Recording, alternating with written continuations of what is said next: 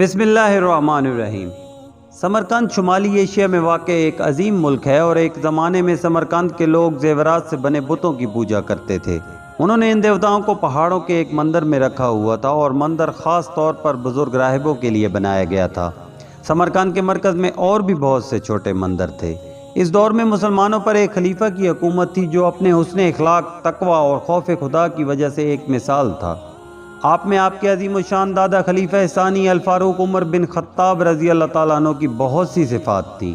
انہوں نے ایک بہت بڑے ملک پر حکومت کی جس پر کبھی کسی نے حکومت نہیں کی، حتیٰ کہ فارسی چوسرو، رومن سیزر یا حاکان نے بھی حکومت نہیں کی۔ ان کی سلطنت چین سے لے کر بحیرہ اوقیانوس تک پھیلی ہوئی تھی اور ان کی اہلیہ فاطمہ خلیفہ عبد الملک کی بیٹی اور خلیفہ سلمان کی بہن بھی اپنے وقت کی سب سے معزز خاتون تھی، کیونکہ ان کے رشتہ داروں میں سے 7 مرد حکمران رہ چکے تھے۔ وہ تھے خلیفہ عمر بن عبدالعزیز۔ خلیفہ عمر بن عبدالعزیز کے دور خلافت میں جب اسلامی فوج نے سمرقند کی طرف رخ کیا تو وہ ایک ایسے سپہ سالار کے ماتحت تھی جو بہت تجربہ کار اور مہربان تھا۔ ان کا نام قتیبہ بن مسلم تھا۔ جب اسلامی فوج سمرقند کے مضافات میں پہنچی تو انہوں نے اسے شہر کے پیچھے پہاڑ پر جانے کا حکم دیا، کیونکہ وہ نہیں چاہتے تھے کہ سمرقند کے لوگ انہیں دیکھیں۔ جب مسلمانوں کی فوج نے پہاڑوں کے پیچھے سے شہر پر حملہ کیا تو ایسا لگتا تھا جیسے وہ کوئی سمندری طوفان ہو، اور وہ بغیر کسی مزاحمت کے سمرقند کے مرکز تک پہنچ گئے۔ راہب پہاڑوں میں واقع عظیم مندر کی طرف بھاگے اور لوگ اپنے گھروں میں چھپ گئے تھے۔ سمرقند کے لوگ مسلمانوں کے خوف سے گھروں سے نہیں نکلتے تھے، لیکن مسلمانوں کے لیے حالات مستحکم تھے۔ آہستہ آہستہ سمرقند کے لوگ اپنے گھروں سے پانی اور خوراک لینے کے لیے نکلنے لگے۔ انہوں نے اپنے چھوٹے بچوں کو ان کاموں کے لیے بھیجنا شروع کر دیا اور مسلمانوں نے انہیں کوئی تکلیف نہ دی۔ اس کی بجائے مسلمانوں نے کھانا اور پانی لانے میں ان کی مدد کی۔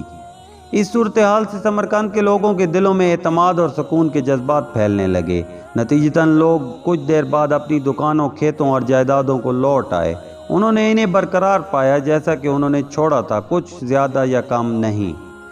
مسلمانوں اور سمرقند کے لوگوں کے درمیان معمول کی زندگی لوٹ آئی۔ انہوں نے پایا کہ مسلمان اپنے کاروبار اور معاملات میں وفادار ہیں۔ انہوں نے جھوٹ یا دھوکہ نہیں دیا، اور یہ تاثر اس وقت پیدا ہوا جب 2 افراد آپس میں جھگڑ پڑے۔ ان میں سے ایک اہل سمرقند میں سے تھا اور دوسرا مسلمان تھا۔ وہ قاضی کے پاس گئے جس نے سمرقند کے آدمی کی حمایت کی۔ پہاڑی مندر میں رہنے والے راہبوں تک یہ خبر پہنچ گئی۔ ان کا کہنا تھا کہ اگر مسلمانوں کا فیصلہ اتنا منصفانہ ہے تو ان کے پاس حکمران بھی منصفانہ ہونا چاہیے۔ انہوں نے اپنے آدمیوں کو حکم دیا کہ مسلمانوں کے حاکم کے پاس شکایت لے کر جائیں اور انہیں بتائیں کہ کیا ہوا ہے۔ ایک نوجوان باہر نکلا۔ جب وہ دمشق پہنچا تو خوف سے بھرا ہوا تھا۔ اس نے ایک بڑا محل دیکھا اور اس نے قیاس کیا کہ یہ ان کے حکمران کا محل ہے، کیونکہ یہ قیمتی جواہرات، زیورات اور شاندار میناروں سے جڑا ہوا تھا۔ لیکن اس نے لوگوں کو بغیر کسی سپاہی کے روکے اندر داخل ہوتے اور باہر نکلتے دیکھا۔ اس نے خود کو اس محل میں داخل ہونے کی ترغیب دی، لیکن حقیقتاً یہ اموی مسجد نکلی۔ اس نے مسلمانوں کے اس شاندار جگہ پر گھٹنے ٹیکتے اور ایک ساتھ نماز پڑھتے ہوئے دیکھا، اور یہ دیکھ کر حیران رہ گیا کہ وہ لوگ کیسے بیٹھے ہیں اور کس طرح تیزی سے ایک ساتھ قطار میں کھڑے ہیں۔ نماز کے بعد وہ کھڑا ہوا اور ایک مسلمان سے حاکم کے محل کے بارے میں پوچھا، تمہارا سردار کہاں ہے؟ اس مسلمان نے اسے بتایا کہ وہ نماز پڑھانے والا شخص ہے۔ کیا تم نے اسے نہیں دیکھا؟ اس نے کہا نہیں۔ مسلمان نے اس سے کہا، کیا تم نے ہمارے ساتھ نماز پڑھی؟ اس نے کہا، نماز کیا ہے؟ مسلمان نے کہا، یہ صرف اللہ کی عبادت کرنا اور بغیر کسی شریک کے اس کی اطاعت کرنا ہے۔ مسلمان نے اس سے پوچھا، کیا تم مسلمان نہیں ہو؟ اس نے کہا نہیں۔ مسلمان مسکرایا اور اس سے پوچھا، تمہارا مذہب کیا ہے؟ اس نے جواب دیا، سمرقند کے پادریوں کا مذہب۔ مسلمان نے پوچھا، ان کا دین کیا ہے؟ کہا، وہ بتوں کی پوجا کرتے ہیں۔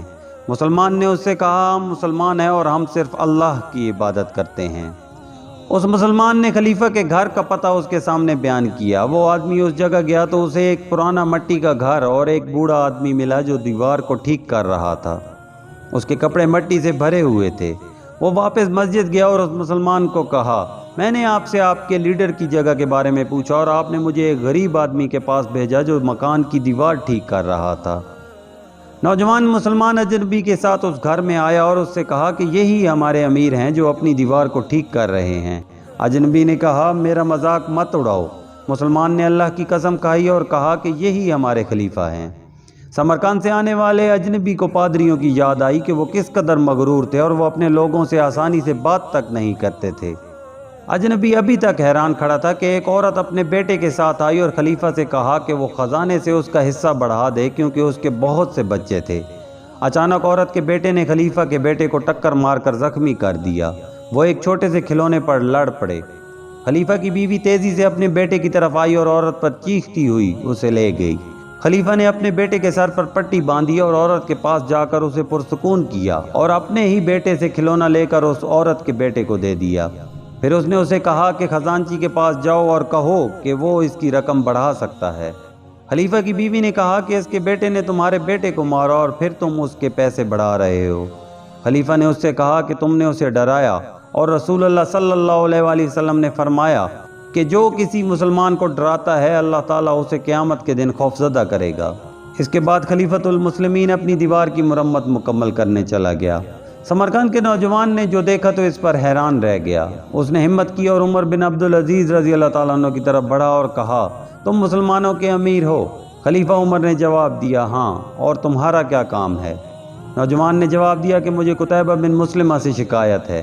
سمرقند کے پادریوں نے مجھے بھیجا اور انہوں نے مجھے بتایا کہ آپ کی روایات میں سے ہے کہ جب آپ کسی بھی ملک کو فتح کرنا چاہتے ہیں تو آپ ان سے 3 چیزوں میں سے کسی ایک کا انتخاب کرنے کو کہتے ہیں۔ انہیں اسلام کی دعوت دینا، اگر دعوت قبول نہ کی جائے تو جزیے کا مطالبہ کرنا۔ ان دونوں انتخابوں سے انکار پر آپ انہیں جنگ کا انتخاب دیتے ہیں۔ خلیفہ نے فرمایا، ہاں، یہ ہمارا دستور ہے اور ہر ملک کو حق حاصل ہے کہ وہ تینوں میں سے کسی ایک کا انتخاب کرے۔ نوجوان نے کہا، کیا آپ کا یہ رواج ہے کہ آپ اچانک سے حملہ شروع کر دیں؟ خلیفہ نے فرمایا، ایسا کرنا ہمارا دستور نہیں ہے اور اللہ تعالیٰ نے ہمیں ایسا نہ کرنے کا حکم دیا ہے، اور ہمارے پیارے نبی صلی اللہ علیہ وآلہ وسلم نے ہمیں ظلم کرنے سے منع فرمایا ہے۔ نوجوان نے کہا کہ قتیبہ بن مسلم نے وہ نہیں کیا جو تم کہتے ہو، اور اس کے لشکر نے ہم پر اچانک سے حملہ کر دیا۔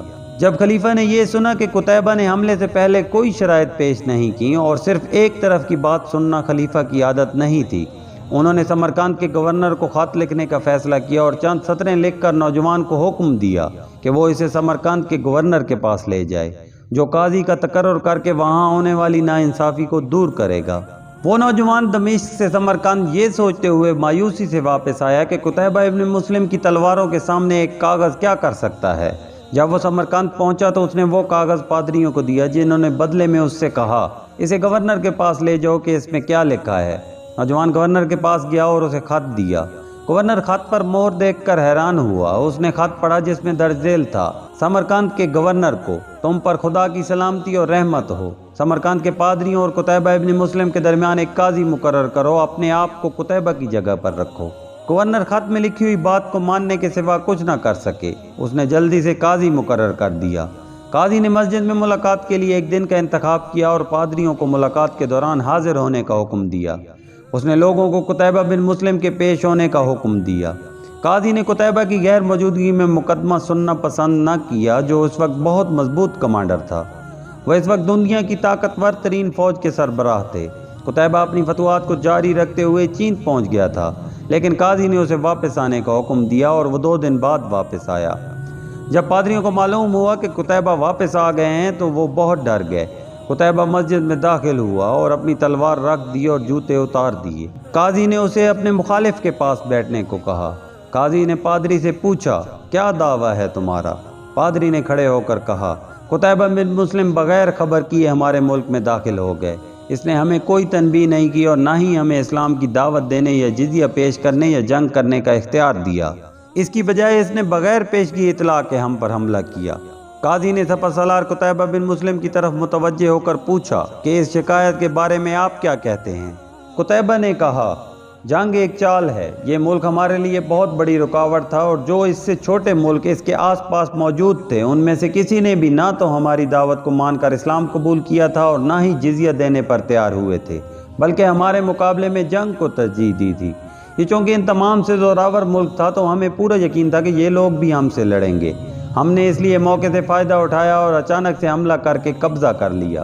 قاضی نے کہا، میری بات کا جواب دو قتیبہ، کیا تم نے انہیں اسلام کی دعوت دی تھی یا خراج یا جنگ کی؟ قتیبہ نے جواب دیا کہ نہیں قاضی صاحب، جیسا کہ میں نے آپ کو پہلے بتایا کہ ہم نے موقع سے فائدہ اٹھایا تھا۔ قاضی نے کہا، قتیبہ تم نے اقرار کیا اور اس سے عدالت کی ذمہ داری ختم ہو جاتی ہے۔ قتیبہ اللہ نے اس دین کو فتح اور عظمت تو عدل و انصاف کی وجہ سے ہی بخشی ہے، نہ کہ دھوکہ دہی اور موقع پرستی سے۔ ہم اللہ کے لیے جہاد کے لیے گھروں سے نکلتے ہیں، نہ کہ زمینوں کو فتح کرنے اور ملکوں پر ناجائز قبضہ کرنے کے لیے۔ اس کے بعد قاضی نے اپنا فیصلہ جاری کیا۔ میں حکم دیتا ہوں کہ مسلمانوں کی تمام فوجیں سمرقند کی حدود سے نکل جائیں اور اسے اس کے لوگوں کو واپس کر دیں اور انہیں جنگ کی تیاری کا موقع دیں، اور پھر انہیں اسلام، خراج تحسین یا جنگ میں سے کسی ایک کے انتخاب کا موقع دیں۔ اگر انہوں نے جنگ کا انتخاب کیا تو ہم لڑیں گے۔ مسلمان سمرقند سے بغیر کسی چیز کے نکلیں گے جس طرح وہ داخل ہوئے تھے، اور شہر کو اس کے لوگوں کے حوالے کر دیں گے۔ اور یہ اللہ تعالیٰ کے قانون اور ہمارے نبی حضرت محمد صلی اللہ علیہ وآلہ وسلم کی سنت کا اطلاق ہے۔ اس کے بعد مسلمان شہر چھوڑنے لگے۔ پادریوں کو یقین نہیں آیا کہ وہ کیا دیکھ رہے ہیں۔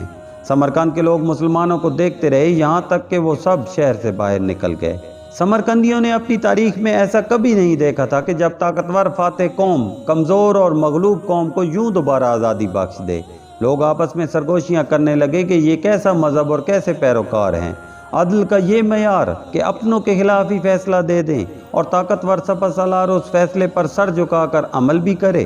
نوجوان پادری نے کہا، جو انہوں نے کیا وہ ثابت کرتا ہے کہ ان کا دین حق ہے۔ میں گواہی دیتا ہوں کہ اللہ کے سوا کوئی معبود نہیں اور محمد رسول اللہ صلی اللہ علیہ وآلہ وسلم اس کے رسول ہیں۔ اب تمام پادریوں اور لوگوں نے اعلان کیا کہ اللہ کے سوا کوئی معبود نہیں اور محمد صلی اللہ علیہ وآلہ وسلم اس کے رسول ہیں، اور اسلام میں داخل ہو گئے۔ یہ تاریخ کی سب سے بڑی عدالت کی کہانی ہے۔ اس نے سمرقند کے لوگوں کو اسلام کی حکمرانی سے مطمئن کیا، جس کے نتیجے میں لوگ بڑی تعداد میں اسلام میں داخل ہوئے۔